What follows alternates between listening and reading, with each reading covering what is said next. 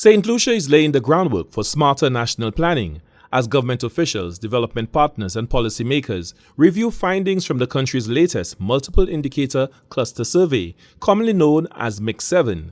The survey, implemented by the Central Statistical Office (CSO) with technical support from UNICEF, captures a broad range of social and economic indicators that will help guide future policy decisions and measure the country's progress towards the Sustainable Development Goals. Database systems engineer at the CSO, Patrick Dujon, pointed out that the survey provides information that extends far beyond traditional statistics.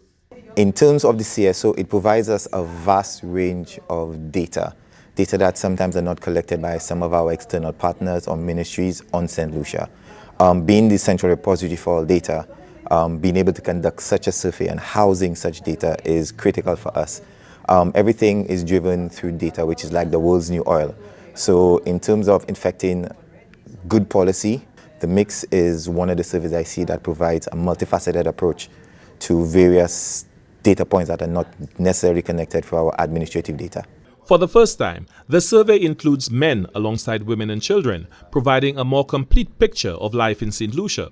Among the areas examined are nutrition, education, mental health, internet access, sanitation, drinking water quality, financial inclusion, domestic violence, menstrual health, child development, and attitudes towards disability. Being a male as myself, the first thing I note is that men were actually assessed during that data on the same level that the women were assessed. The data looks at the socioeconomic data for women, specifically 15 to 49, children under 5, children between 5 to 17, and then it looks at men 15 to 49 and boys 5 to 17.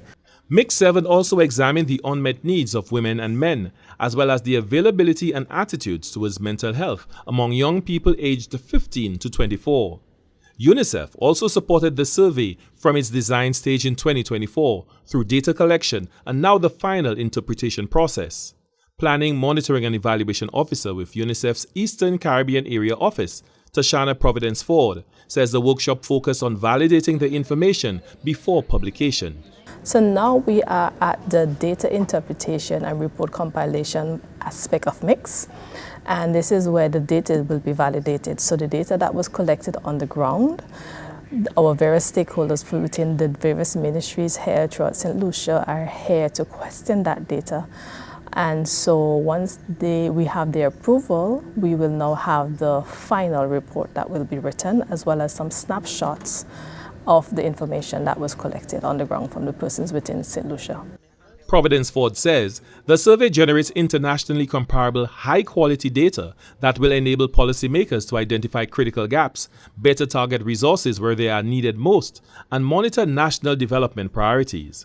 Once the validation process is complete, the final report and accompanying statistical snapshots will be released nationally, providing government agencies, researchers, development partners, and the public with one of the most comprehensive pictures of social conditions in St. Lucia. For the National Competitiveness and Productivity Council, Glenn Simon reporting.